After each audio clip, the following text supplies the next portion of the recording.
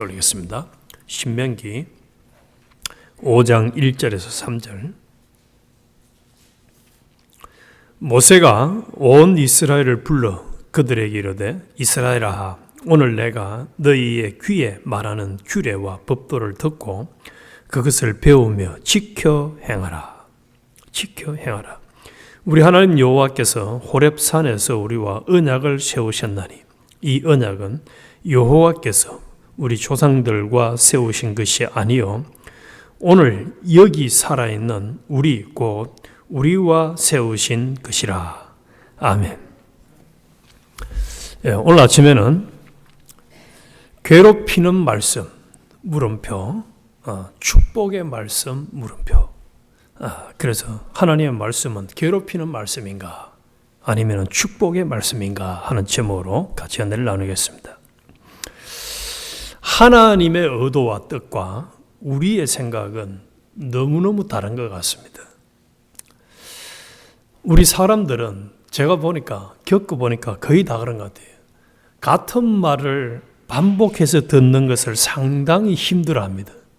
그래서 특별히 그 치매를 앓는 부모나 사람 옆에 있는 사람들은 같은 말을 계속 반복하니까 그 듣기 참 싫어하죠. 그런데 하나님은 우리에게 말씀을 반복해서 하시고 반복해서 특히 이제 다 안 읽었습니다만은 6절 이하부터 21절까지를 보면 10계명을 출애굽기 20장에서 말씀을 하셨는데 이 신명기 5장에서 똑같이 다시 반복해서 10계명을 말씀을 하고 있습니다. 그래서 이거 외에도 하나님은 우리가 싫어하는 것, 또 잘 순종 안 하는 것을 요구하는 것이 참 많은 것 같아요. 시편 1편에 우리가 외우고 있는 말씀대로 복 있는 사람은 여호와의 말씀을 주야로 묵상하는 자다. 그래서 주야로 묵상해라 하지만은 묵상할 여가가 어디 있습니까? 하나님 말씀 묵상할 여가가 없이 그냥 다 너무 바쁘게 살아가는 것 같아요. 또 어제 우리 4장에서 전급받은 대로 하나님은 자신의 규례와 법도와 명령을 가감하지 말고 다 지켜 행하라, 순종해라 합니다. 그런데 이스라엘 백성들뿐만 아니라 오늘 믿는 우리도 하나님 말씀을 순종하는 것을 가감하는 것이 얼마나 많은지 예사롭게 생각. 대표적인 경우가 다른 사람을 내 이웃을 내 몸과 같이 사랑하라 하지만은 교회 안에서도 사랑하는 것인지는 몰라도 남에게 상처를 주는 일이 얼마나 많은지 상처를 아주 그냥 안 믿는 사람도 안 하는 상처 주는 경우들이 교회 안에도 참 많은 것 같아요. 그리고 다른 사람의 잘못을 용서하라, 용납하라. 하나님이 우리의 죄를 용납했는 것처럼 용납해라. 예수님이 하루에 70번씩 7번이나 용서해라 해도 용서 안 하고 딱 그냥 벽을 쌓고 사는 경우들이 얼마나 많은지. 그래서 하나님은 오늘 이 10계명을 이스라엘 백성들에게 왜 그런 반복해서 말씀하셨을까? 또 왜 하나님은 우리에게 참 옛사람이 들어가지고 순종하기 싫어하는 요소가 많은 우리에게 계속 반복해서 말씀을 하실까?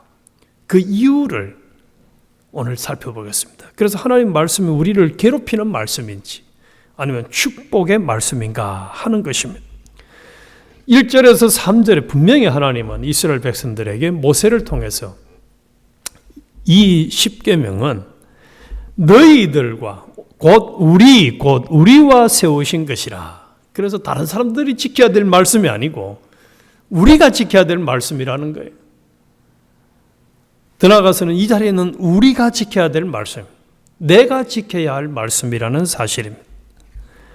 그래서 왜 하나님은 이렇게 10계명을 다시 이스라엘 백성들에게 지키라고 말씀을 하실까? 1세 10계명을 처음 들었던 사람들은 다 죽고 이제 2세대들이 남았단 말이에요. 그래서 그들이 하나님 말씀을 이제는 순종을 계속 이제 대를 이어서 해야 되기 때문에 하나님은 반복해서 말씀을 하십니다. 그리고 이 신명기를 통해서 하나님은 계속 기억하라는 말씀을 아주 많이 반복하고 있습니다. 4장 9절에서도 스스로 삼가며 내 마음을 힘써 지키라. 네가 생존하는 날 동안에 그 일들을 잊지 말자라. 기억해라. 그래서 하나님이 하신 말씀과 일들을 기억을 하라는 겁니다. 그리고 더 나아가서는 이제 이 10계명은 4계명까지는 하나님께 대한 계명이고 5계명부터 10번째 계명까지는 사람들에게 대한 계명이죠. 그래서 하나님 사랑과 이웃 사랑을 반드시 실천을 해야 된다는 겁니다. 그리고 그 말씀을 지키는 것은 의무적으로 마치 우리가 그 기계를 작동시키듯이 기계가 사람이 시킨 대로 하듯이 이스라엘 백성들이나 더 나아가서 오늘 우리들이 이 계명을 지키는 것이 마치 기계처럼 그렇게 순종하라는 게 아닙니다. 하나님의 받은 은혜의 사랑과 또 그 은혜의 감사함으로 무거운 짐이 아니라 자유로움으로 자원에서 순종하라는 거예요. 그래서 이 순종을 하기는 하되 제목처럼 나를 괴롭히는 말씀이 아니라 축복의 말씀으로 믿어지고 감사해서 순종을 하는 것이 되어야 된다. 그것을 강조하기 위해서 이 출애굽기 20장에서는 6절 한번 보십시오. 나는 너를 애굽 땅 종되었던 집에서 인도하여 낸 내 하나님 여호와라 하는 말씀을 하고 이제 출애굽기 20장에 시작을 했어요. 10계명을.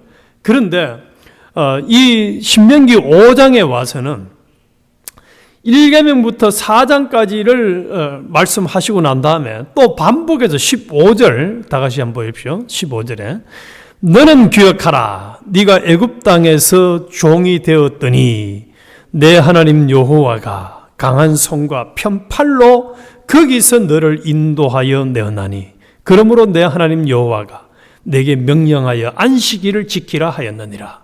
너는 내 하나님 여호와의 명령한 대로 내 부모를 공경하라. 그리하면 내 하나님 여호와가 내게 준 땅에서 내 생명이 길고 복을 누리리라. 살인하지 말라. 가늠하지 말라. 도둑질하지 말라. 이웃에 대해서 거짓 증거하지 말라. 내 이웃의 아내와 같이 다른 것들을 탐내지 말라 하고 말씀하여. 그래서 애굽 땅에서 종되었던 데서 인도해냈다는 말을 출애굽기에서는 한 번 하셨는데 요 신명기 5장에서는 2번을 반복을 하고 있습니다. 그러면서 5장에서는 그 단순히 종되었던 데서 인도해냈다라고만 하는 것이 아니라 15절에 강한 손과 편팔로 거기서 인도하여 내었다는 말씀을 추가하고 있습니다. 그럼 왜 하나님께서 이렇게 애굽에서 인도해냈다는 것을 2번 반복했으며 또 강한 손과 편팔로 인도해냈다라고 이렇게 명확하게 말씀을 하실까? 이게 중요한 거예요. 이스라엘 백성들이 애굽에서 종살이한 데서 해방받기를 원하는 그들의 심정이 얼마나 간절했습니까? 400년간이나 종살이를 하면서 제발 우리 여기서 좀 이제 해방되어서 자유를 누렸으면 좋겠다 했지만 그들이 400년 동안 헤어나지 못했어요. 그런데 전적인 하나님의 섭리의 손길로 10가지 재앙을 통해서 그들이 해방을 받았습니다. 이스라엘 백성들의 실력이 시갈의 눈꽃만큼도 안 들었어요. 하나님의 전적인 은혜였어요. 그리고 15절에 말씀한 것처럼 하나님의 강한 손과 편팔로 그들이 구원함을 받았어요. 이것은 오늘 우리가 예수님의 대속의 공로를 통해서 구원받은 것도 마찬가지죠. 우리가 모든 죄 문제를 해결받은 것이나 하나님 앞에 의인으로 설 수 있는 것은 또 나아갈 수 있는 것은 예수님이 죄값을 치르신 대신 형벌 받으심의 덕분이고 또 우리를 대신해서 예수님이 하나님의 뜻을 온전히 순종해서 우리가 의롭다 함을 받게 되었고 하나님과 우리 사이의 죄 문제를 해결받아서 우리는 하나님과 영원히 화목이 되어져서 영생을 누리게 된 것 또한 하나님의 강한 손과 편팔로 우리를 구원해 주셨기 때문에 대속해 주셨기 때문에 여기에 대한 감사가 있어야 된다. 우리를 구원해 주신 것에 대한 감사. 우리는 조금만 어려운 환경 만나면은 하나님 왜 나한테 이런 어려움을 줍니까? 왜 내가 이런 어려움을 만나야 됩니까? 내가 왜 이런 상황을 만나야 됩니까? 라고 하나님 앞에 막 대들고 불평을 하죠. 그런데 정신을 조금만 차리고 보면은 내가 뭐라고? 하나님 앞에 선택받고 자녀로 부름받아서 또 예수님의 대속의 피공로로 구원받아서 내가 지금까지 수도 없이 많은 죄를 짓고 하나님을 속상하게 했음에도 불구하고 또 하나님을 아버지라 부를 수 있고 또 하나님 앞에 기도할 수 있고 또 당당하게 이 신앙생활을 해나갈 수 있도록 영육의 모든 은혜를 베풀어 주신 것 생각하면 얼마나 감사한지 말이죠. 얼마나 감사한지. 제가 목회 나와서 한 5년 이상 좀 하다가 이제 성대 결절이 와가지고 말이 안 나오는 거예요, 이게. 지금은 이렇게 말을 잘하지만은 거의 한 달 동안을 제가 말을 못한 적이 있었어요. 그때, 이 목사가 말을 못하고 목회할 수도 있겠지만은 평생 말을 못할 수도 있겠다는 생각이 드니까 얼마나 참 이게 어려운 문제인지 말이지. 우리는 말을 여기 있는 사람, 말 못하는 사람 아무도 없잖아요. 말하는 거 이거 쉽게 할 수 있는 거 결코 아닙니다, 이게. 수화를 하는 사람들도 있지만은, 이게 말이 안 나와요. 마이크 대도 말이 안 나온다니까요. 말만 그렇습니까? 보는 거, 듣는 거, 우리가 음식을 먹고 소화를 시켜내는 거, 걸어 다니는 거, 모든 것이 하나님의 은혜로 여기 말씀하신 하나님의 강한 손과 편팔로 은혜를 받았음에도 불구하고 누리고 있음에도 불구하고 하나님 앞에 감사가 없다면 우리 하나님 보실 때는 얼마나 기가 차겠습니까? 그래서 이스라엘 백성들에게 너가 출애굽시켜준 건 내가 시켜줬지, 또 내 능력과 팔로 너가 해방시켜줬지, 앞으로 가나안에 가서 전쟁을 치르고 또 거기서 살 동안에도 전쟁을 치를 때도 앞으로 살 때도 내 손과 내 팔로 너희들을 보호해 줄 테니까 너희는 뭐만 하라는 거죠? 계명을 지키라는 거예요. 십계명을 지키라는 거예요. 오늘 우리에게도 마찬가지. 하나님께서 우리에게 이 십계명을 비롯해서 성경을 주시면서 이거 가감하지 말고 다 지켜 행하라는 거예요. 그래서 계시록에서 마무리하면서는 뭐라고 말씀합니까? 이 성경 외에 더하면은 성경에 기록된 모든 저주를 더 줄 것이라고 말씀하잖아요. 그런데 우리는 하나님 말씀을 다 지켜 행하면은 또 다 지켜 행하려고 노력하면 사람들은 뭐라고 합니까? 저거는 시대를 모르는구만. 요즘이 어떤 세상인데 성경대로 살아 하고 비아냥을 그리고 또 성경대로 살려고 노력하는 사람 율법주의라 하고 또 아주 우습게 여깁니다. 참 바보다. 참 어리석은 사람이다. 그런데 성경대로 사는 사람이 과연 바볼까요? 이 계명은 우리를 무거운 짐으로 얽어매는 아주 그런 율법으로 우리에게 주셨습니까? 아닙니다. 예수님 말씀하셨잖아요. 너희가 내 말에 거하면 참 내 제자가 되고 진리가 너희를 자유케 하리라 말씀한 대로 우리에게 진정한 자유를 주기 위함이고, 또 하나님께서 이제 이 십계명을 지키라고 말씀하시면서 명확하게 오늘 이 본문의 이 5장에 말씀하고 28절을 보십시오. 여호와께서 너희가 내게 말할 때에 너희가 말하는 소리를 들으신지라. 여호와께서 내게 이르시되 이 백성이 네게 말하는 그 말소리를 내가 들은즉 그 말이 다 옳도다. 다만 그들이 항상 이 같은 마음을 품어, 항상 마음을 품으라는 거야. 나를 경외하며 내 모든 명령을 지켜서 그들과 그 자손이 영원히 복받기를 원하노라. 십계명을 주시고 우리에게 말씀을 주신 것은 영원히 복받기를 원해서 주시는 거예요. 그리고 32절에 보니까 그런즉 너희 하나님 여호와께서 너희에게 명령하신 대로 너희는 삼가 행하여 좌로나 우로나 치우치지 말고 너희 하나님 여호와께서 너희에게 명령하신 그 모든 도를 행하라. 모든 도를 행하라. 빼지 말고 다시 행하라 이 말이에요. 그리하면 너희가 살 것이요 복이 너희에게 있을 것이며 너희가 차지한 땅에서 너희의 날이 길리라. 반대로 순종 안 하면은 차지하기는 그냥 구경만 하고 죽어야 되고 또 영영이 누리지 못한다는 거예요.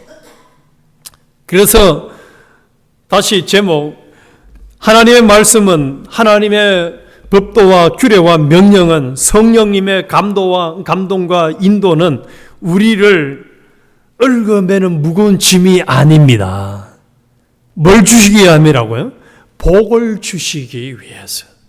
자자손손 천대까지 복을 받는 집안, 가족이 되기를 원하셔서 하나님이 우리에게 이 계명을 주시는 것이지, 우리를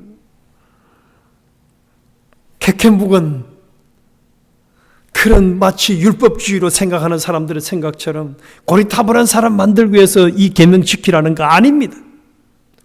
베드로가 자기 생각으로는 이해가 안 되지만 깊은 데 가서 그물을 내리라고 하니까, 그것도 대낮에 내리라고 하니까 이해가 안 되지만은 말씀에 의지해서 순종해 보니까 뭘 알았습니까?